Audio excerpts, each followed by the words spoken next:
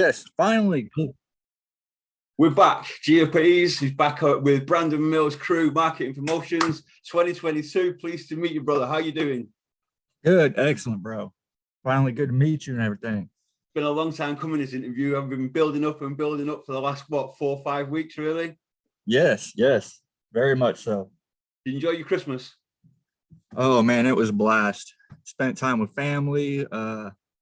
We went out and saw, there's a whole bunch of like Christmas light parades and everything around here. So we just pretty much did that and relaxed and really just enjoyed Christmas this year because of COVID last year and everything. So yeah, this year I enjoyed my Christmas much more this year.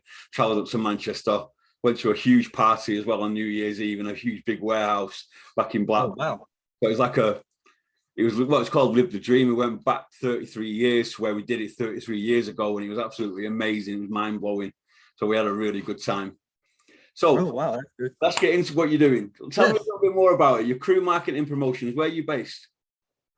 Based out of Kansas, more locally, probably just north of the biggest city, Wichita, Kansas, which is, I think, the air capital of the world with like Boeing and pretty much all the airplane manufacturers and everything. So we're just probably north of there, located in Newton, Kansas. So is this something that you've actually done? Is this a professional business that you're running for the artists themselves?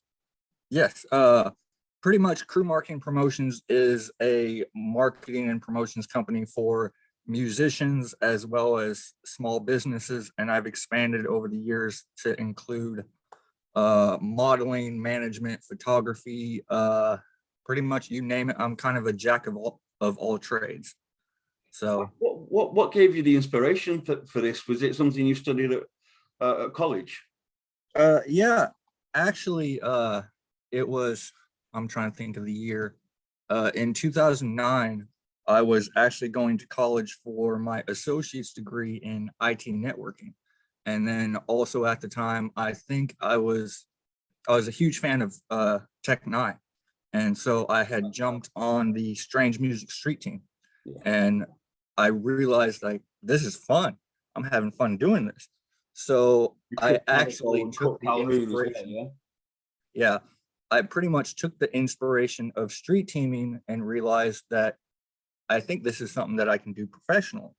So from there, I pretty much took my computer skills and proceeded to continue with college into my bachelor's degree in business management.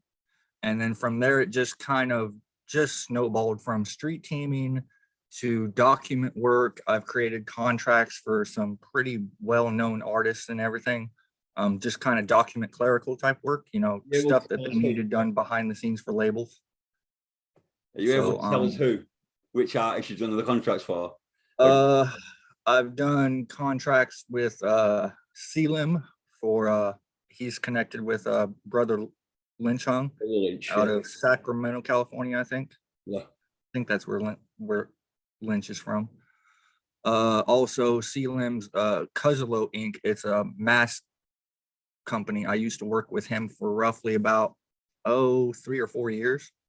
So I pretty much did a whole bunch of document work for him. Bunch of small time artists, local businesses, that sort of thing. What would you say has been your biggest success story so far over the because it's just come now, your 10-year anniversary. So what fondness?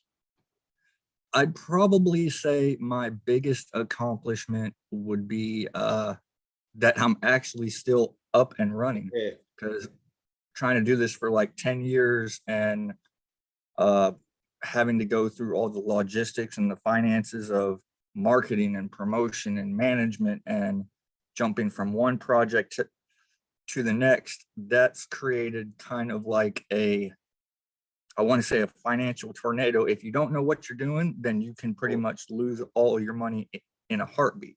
So I'd probably say my biggest accomplishment is just staying in the industry and staying relevant pretty much. Yeah, because you need to move with the times. I mean, let's be honest, Kansas, it's a real hotbed of music. It's somewhere where I've actually in the past, like myself 10 years ago, we're just writing interviews where I actually had a major concentration of artists from, you know, Etho Escobar, for example, and Right. Yes. Yes. Young Swan, Mac from the Immaculates.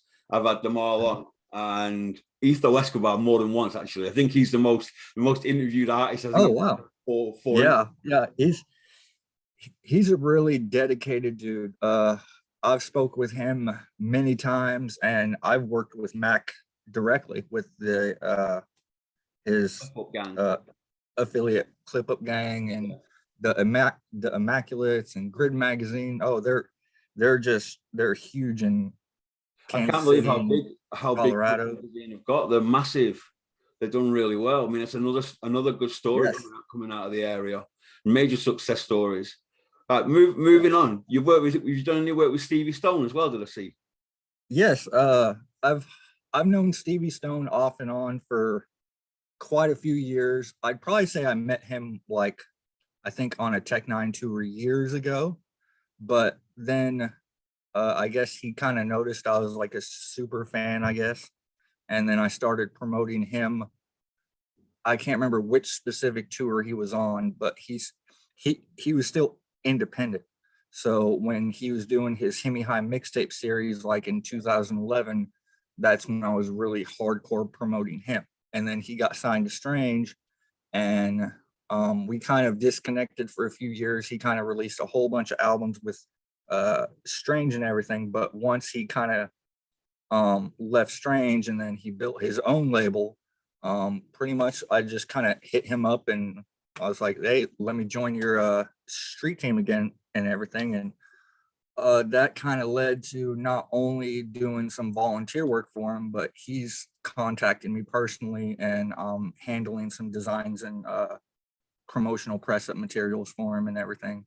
So it's pretty much a really, really good thing. Like I mean, every time I talk with Stone, he's really nice and he knows the business, and yeah, he's a very, very humble guy to talk to. It sounds like as well. I do like his music. Like I said, the music coming out of Kansas has just been something that I'd even rival it nowadays to the West Coast. My two favorite areas of music are the Kansas City area and obviously California. And I do think nowadays that, like I say, because of people like Steve, because of people like obviously Tech Nine leading the way, you have got Right. Yeah. an actual platform to stand on and actually shout about your music. I mean, I'm a super fan as well of Tech Nine, and I know it's Yeah. coming full circle. Tell us, the concert is about to come back to Kansas, isn't he?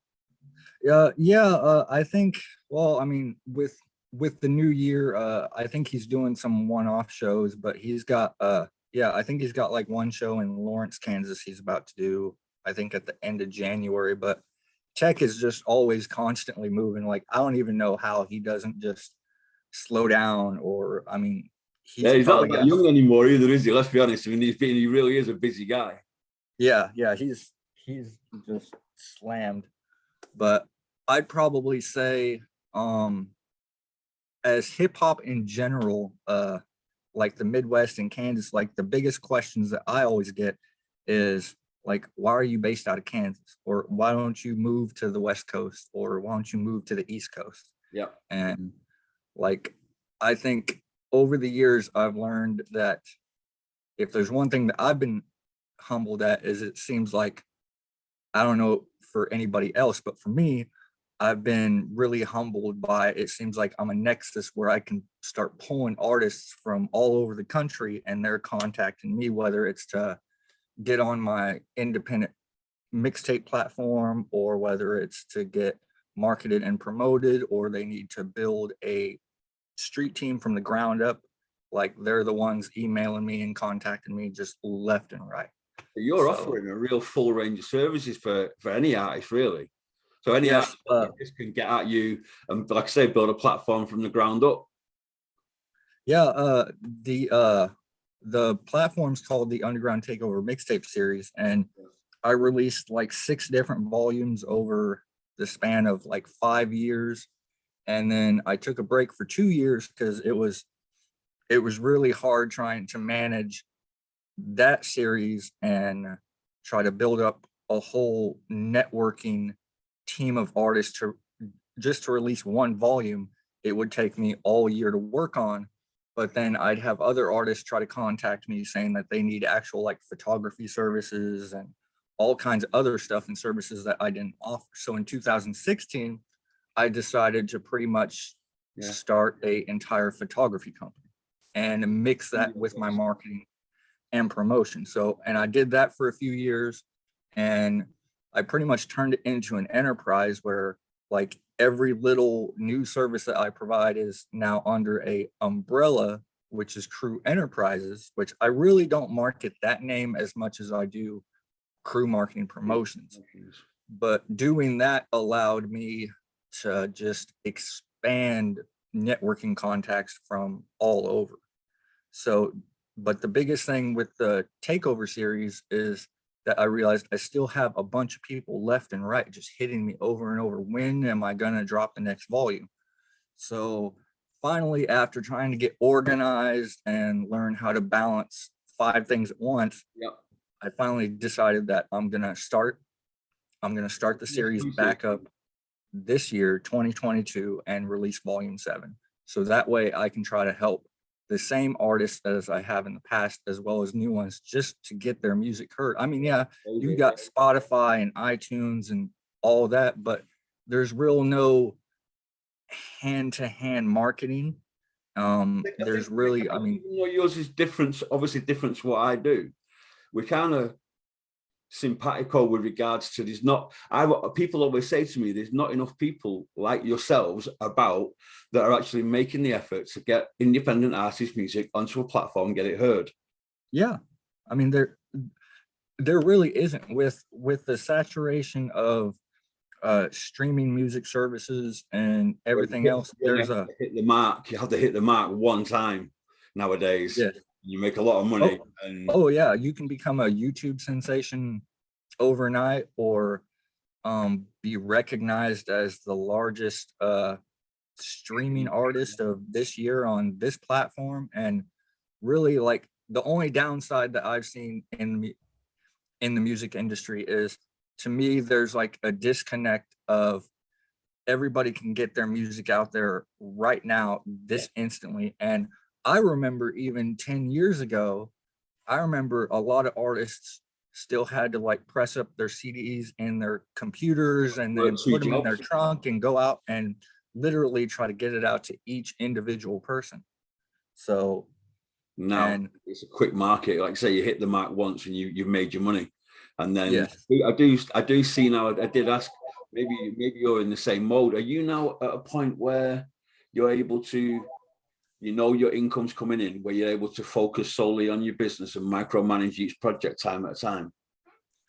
Yeah, that's probably the biggest thing that I learned in the last 2 years is, as long as I take my time, then I'm literally can micromanage each individual thing that I'm doing. Because there's a lot of people that has always come to me and like, well, how can you do so much without like a team, without a secretary, without this, without that? And I'm just, because I'm so organized with my daily tasks that I find the time to do it. I mean, you would be surprised, just as an individual, if you have the motivation, you can get a million things done during the day. And I also have an 8-year-old daughter, so trying to be pretty much single parent as well as run parent as well, myself, 2 boys. Yeah. So I mean, you completely understand that, trying to run a business and be a parent at the same time can be really, really stressful. So you no longer, you don't have to have a side job any longer where you're going out to work as a in the corporate world, anything like that? Yes, that's probably that would probably be my second biggest accomplishment, is I finally reached a point where like I don't have to work a 9 to 5 on top of my business. Like, my business is my 9 to 5. Cool. And respect. That's where a lot of people, like, I even feel bad for some people, because I see them trying to do their career, trying to make it, trying to build money and save money and do everything that they want to do, but yet they still have to wake up and go to work at like 6 a.m. So awesome. So that was my primary focus, was, I want to at least, I mean, I don't care if I'm super rich or get anywhere in life, but I want to at least be able to, I don't have to wake up at 6, 7 in the morning, go to one job, get off, go to my other job. Whilst And leaving your mark, you're still leaving a yes, mark on the industry, which is the most important thing. yes. Where I know you say you're going to concentrate this year 2022 on this particular mixtape. Where do you see yourself though? What's the actual your goal? Are you looking towards having your own studio where artists are coming in and recording, and you're literally complete then, really, aren't you? You'd be really under one umbrella. Yeah, that would be nice, but I think that would be just too much of a like workload. I Yeah. mean, I would rather send them to my biggest thing is always trying to network and help out the next person. So I am really, I mean, people You call are me like super very, humble, by the way, very humble. yes, yes. But the biggest thing that I see is a lot of people come to me and tell me all the time, man, you are so intimidating with your photos and your poses and the way you look and the way you hold yourself and compose yourself. And I'm like, nah, man, Yeah. I'm just a normal person, 9 to 5, hardworking guy. But um, if I can bring somebody else to another company, or like if I know there's a small time local guy that owns a recording studio that's all he does because that's his passion, I don't want to take away from that. I don't want to have to create a business where I'm competing against somebody that I could easily just send a customer to and help them out, and then that way I can focus on my own thing, because I'm not trying to, own and run 15, 20 businesses for the next 10, 20 years. So, You're satisfied. You're in a position now where you're yes, satisfied with what you're doing. You've got a plan in front of you, and you see where you're going. yes, What's your next move exactly. besides your mixtape? Who have you got coming up? Uh, I'd probably say the very next move would be I've got the artist search dropping in probably the next couple weeks.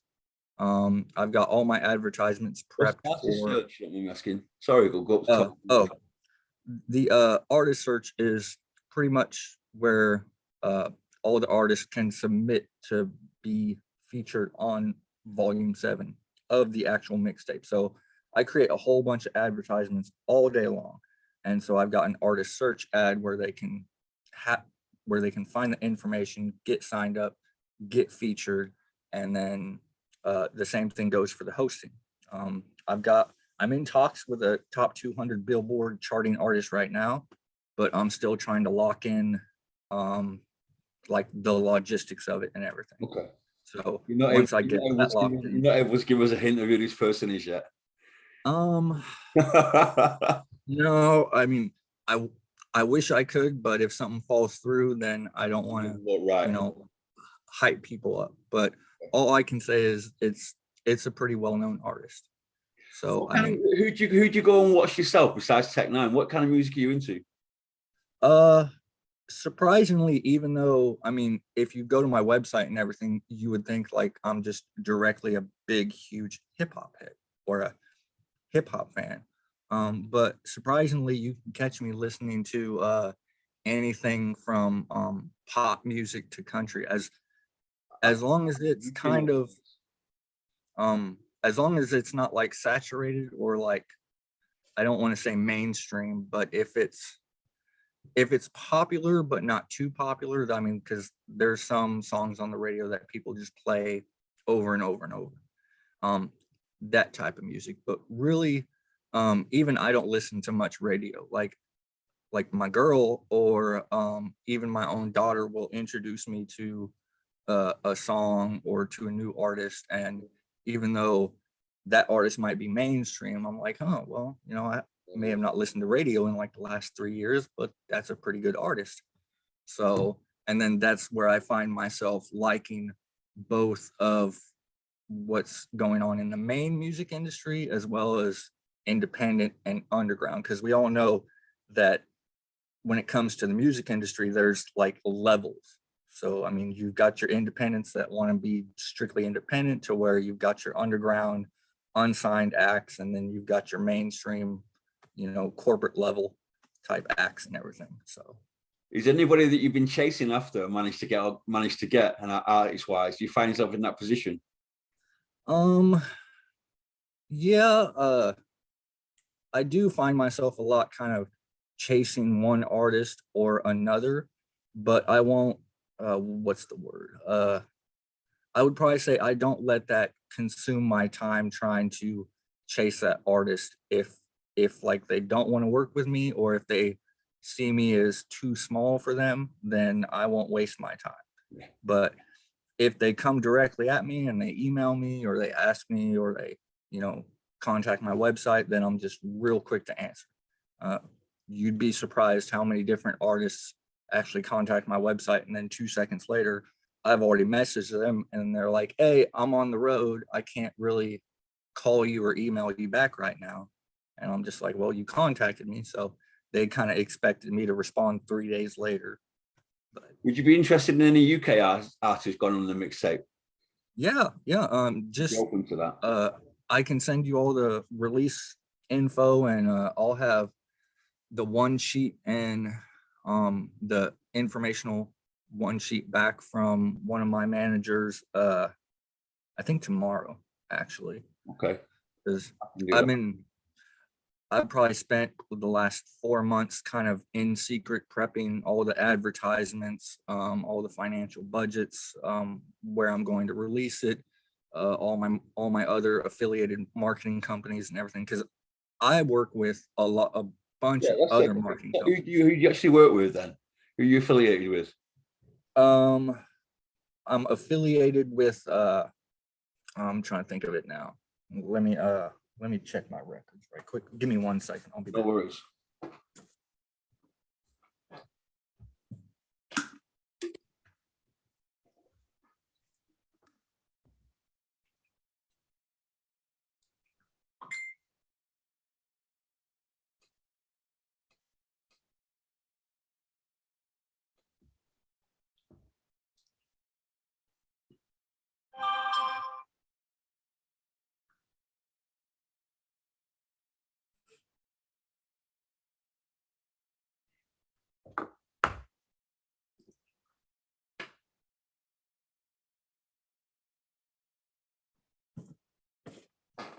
Sorry about that. No worries at all, my man.